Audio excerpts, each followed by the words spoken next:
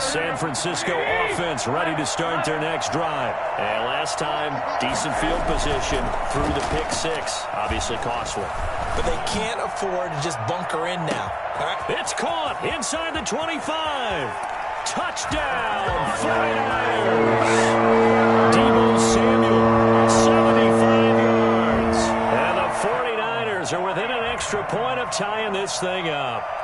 For as big and strong as some of these guys are, especially when you see them in full pads, it is sometimes hard to appreciate how truly fast they can move. That was incredible. And that's the kind of play where you have to kind of catch your breath afterwards. So just give me a second here, because when he shifted into high gear, he was an absolute blur out there. No substitute for speed. We talk about that all the time. The evidence was right there.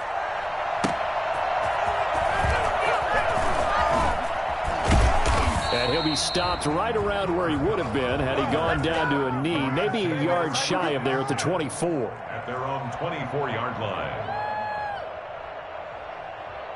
Oh, way to take it. Way to take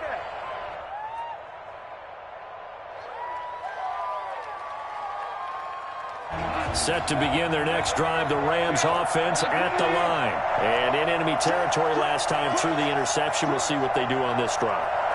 Can't wait to see how it alters what they decide to do in play calling. Do they continue to throw the ball? Do they want to lean more on the running game? It'll be an interesting sequence of plays that they've got coming up. Does it often affect the play calling with the interception? How much does that change what you do? I think it does, depending on why the interception was thrown. Sometimes it's just a matter of the defense made a great play, so you continue to come back. But if it's on you, if the offense just doesn't have the confidence, if they're a little bit shaky, maybe try and take the pressure off and run the ball a little bit. From the 24, they'll go again on 2nd and 10.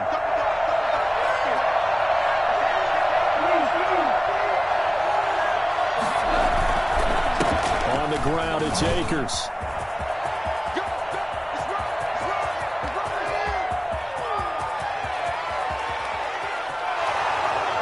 And he's going to take this one in for a Rams touchdown. Cam Akers. 76 yards. And the Rams have broken our tie as they take the lead. Hey, that score deserves our respect, deserves our excitement.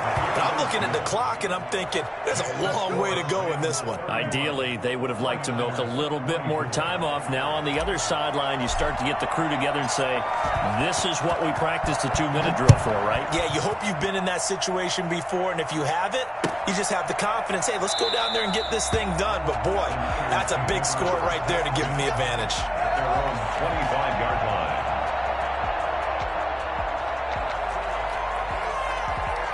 The 49er offense set to get this drive underway. They're down here in a one-score game, but the time, it's a factor, but it's not a huge factor right now, is it? It's really not, because this amount of time gives them a chance to run their offense, to go through play sequences.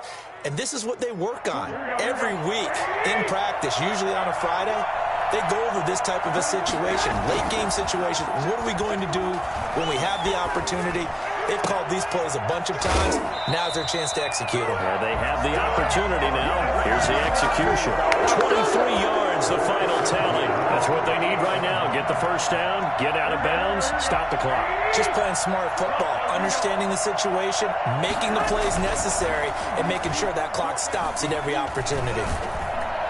And now a throw on first down there, but it's incomplete. I think he's got to be careful not to force anything into coverage right there. There weren't really any throwing lanes, but the best part for him, he's got 2nd and 3rd down to fall back on.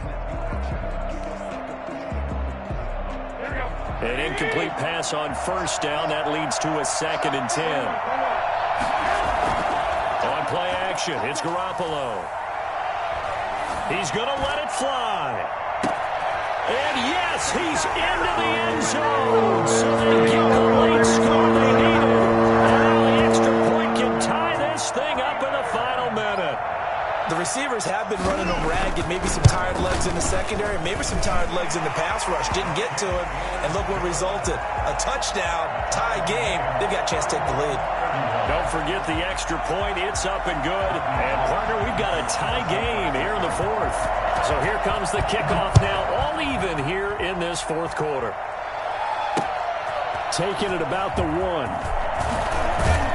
And he's up past the 20 to the 22-yard line. The Rams take over 1st and 10 at their own 22-yard line.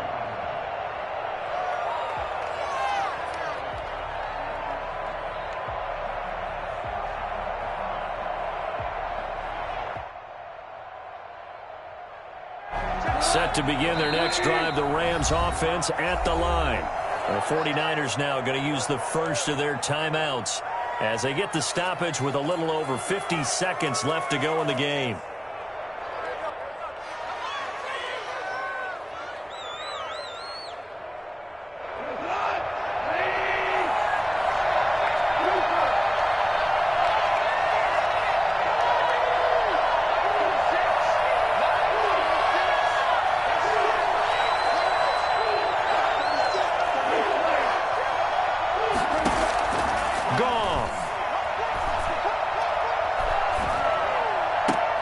He's got his target. It's the tight end, Tyler Higbee. And he'll have this past the 30 prior to going out of bounds. The drive starting with a first down, 11 yards on that pickup.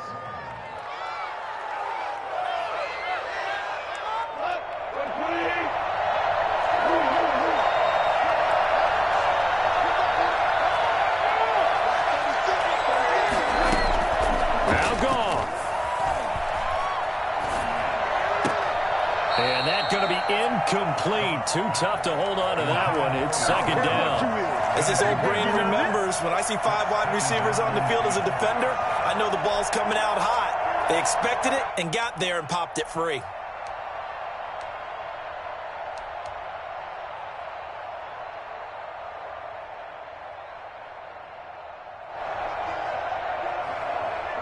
Here's 2nd and 10 now from about the 32.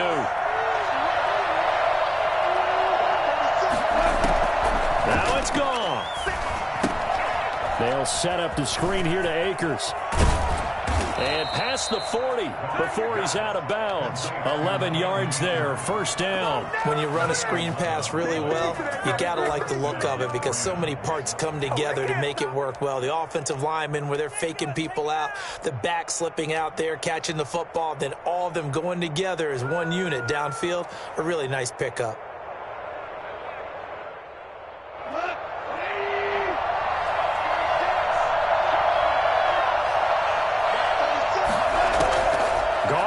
Throw. And this is going to be intercepted.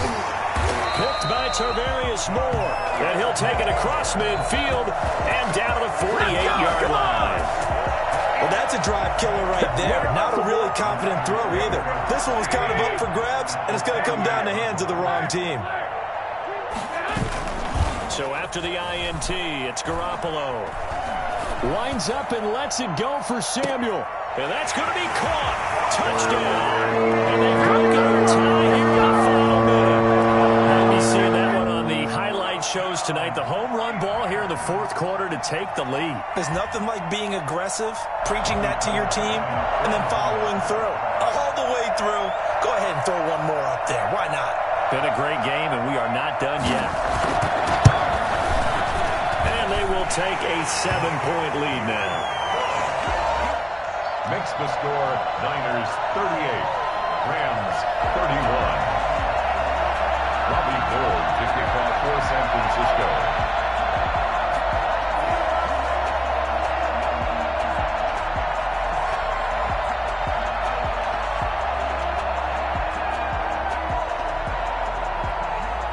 After the touchdown, it's Robbie Gould now to kick it away.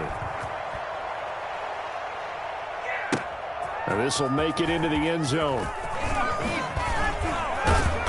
And beyond the 20, but not by much. In fact, just a yard pass there to the 21. 1st and 10 at their own 22-yard line.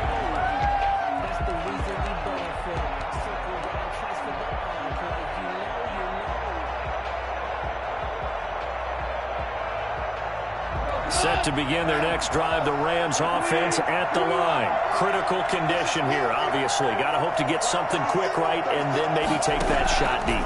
And once they do take the big shot, you've got to worry on defense. Of course, no one getting behind the defense and make it an easy throw.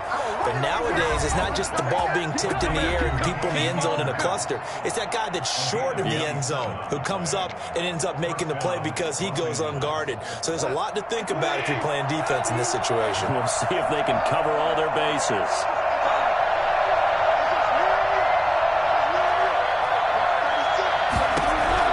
They'll look to throw. And this is incomplete with a clock showing just 3 seconds left. For Cam Akers. Incomplete. Keep giving it to him. Let's go. Brings up 2nd and 10.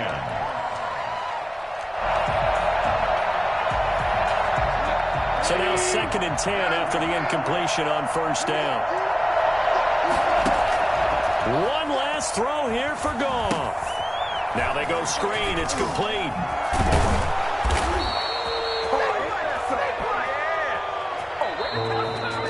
Well, Charles, this one's going to be hard to digest. You take the lead into the fourth quarter, lose that lead. Maybe they felt like they let this one slip away a little bit.